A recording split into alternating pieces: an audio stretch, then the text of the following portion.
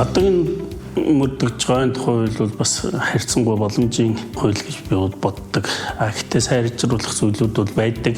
Миний ажил дээр яг одоо энэ хяналт шалгалтын явцад одоо хүндрэлтэй зүйлүүд гэх юм бол хууль хоорондын жоохон үл нийцлийн асуудлууд бол гарч ирдэг. Жишээ нь хэд бол одоо газрын тухай хуулийн дээр бол ойн сан бүхий газарт газар олголтыг хориглоно гэсэн заалт бол байдаг. Гэтэл ойн тухай хуулийн 29-р зүйлүүд одоо энэ ойн сан бүхий газар барилга байгууламж барихыг хориглоно гэсэн зүйл заалт бол байдаг. Гэтэл одоо ойн сан бүхий газарт бол газар олголт хийгээд цуслангийн газрууд барилга байгууламжууд маш ихээр баригддаг. Энэ нь одоо төлөө ургахад хууль зөрчилсөн ийм асуудлууд гардаг. За дагалт баялагын хувьд дээр бол бас засгийн газрын тогтоолоор бол хушмадны замаар бол ховор ургамал гэдээ орцсон байдаг.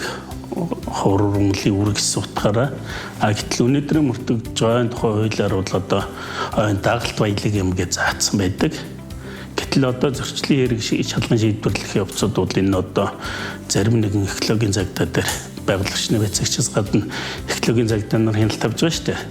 Энэ асуудал дээр бол одоо засгийн газрын тогтоолыг бариад ховор ургамлын магиснээр нь бол асуудлыг шийдээд эрүү үсгээд идэг. Энэ нь бол хууль бас нэг мөр хэрэгжихгүй байна. Эсвэл одоо нэг талаараа одоо ойн тухай хуулийг барихаар бол дагалт баялагаар шийдэгдэх ёстой. Гэтэл засгийн газрын тэр тогтоолыг дагаад ховор ургамлын үр юм гэдгээр нь бол эрүү үсгээд яваад нь бол энэ одоо хууль нэг мөр хэрэгжихгүй байна гэсэн зүйл анзаарагддаг.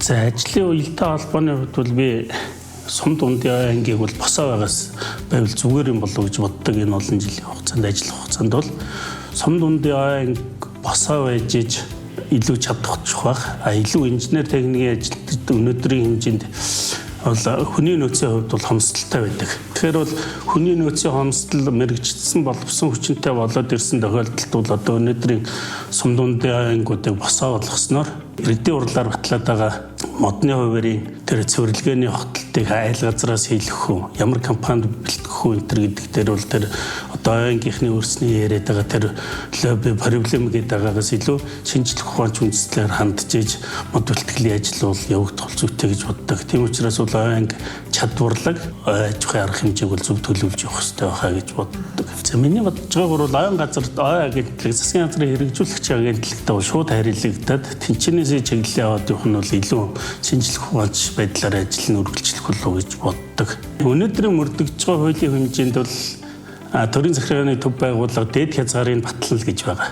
Тийм учраас хууль эрх зүйн хувьд бол бууруулад гаргаад ирэх батлах бол боломж нь нээлттэй гэсэн үг. Энийг гол нь одоо тухайн одоо Төв аймагт өнөөдрийн байдлаар одоо жил дунджаар нэг 50,000 м3 мод бэлтгүүлдэг байлаа гэхэд энэ одоо 30-40% нь цэвэрлэгээний ажлаас гарах юм уу, цэвэрлэгээний хотолтоос гарна гэдгийг маань энийг жинхэнэ одоо нөгөө мэрэгжлийн байгууллага буюу ой анги маань өөрснөөл дүгнэлтээ гаргаж ирэх хэрэгтэй. Тэгээд тэрийгэ батлах хэрэгтэй өөрснөө. Бид нэр энэ ойчин өдөр шөнөгүй ажиллаж байгаа маа энэ ойчин судалгаа нь үнэхээр одоо энэ Төв аймгийн сангийн 70% нь одоо болцгүйцсэн байна. Отлох шаардлагатай байна. Тэгжиж нөхөн сэргээх юм а гэдгийг шинжлэх ухааны үндсэлтэйгээр зөв тайлбарлаж иргэдийн хурлынхантаа зөв ойлгуулж ижил явна. Түүнээс өнөөдөр шууд одоо энэ нь бол одоо буруу байна гэд хэлэх бол боломж байхгүй. Яагаад гэвэл хуулиараа нэг доод хязгаар гэж байхгүй учраас. За манай аймгийн хувьд одоо яг шинжлэгдсэн ой зохион байгуулалтын ажил мөрөл энэ жил хийж байна. Тийм учраас одоо 2013 онд хийгдсэн ой зохион байгуулалтын материалд үндэслээд харахад бол ерөнхийдөө тусгай хамгаалалттай газар нутагт байгаа ойнууд маань ой бол ерөнхийдөө цэвэрлэгээний огтлолт болон цэвэрлэгээний ажил нэлийн хийгдэх шаардлагатай байдаг. Ийм зохион байгуулалтаас наргад ийм тайлбар мэдээнүүд бол харагдчихдаг. Гол нь энэ ч юу анхаармаар санагддаг вэ гэхэд бол энэ одоо тусгай хамгаалалттай газар нутгууд бол сайдын тушаалаар хуваар нь гарчаад өөрснөө тэнцэнэ гэрээгээ байгуулад хяналтаа тавиад явдаг.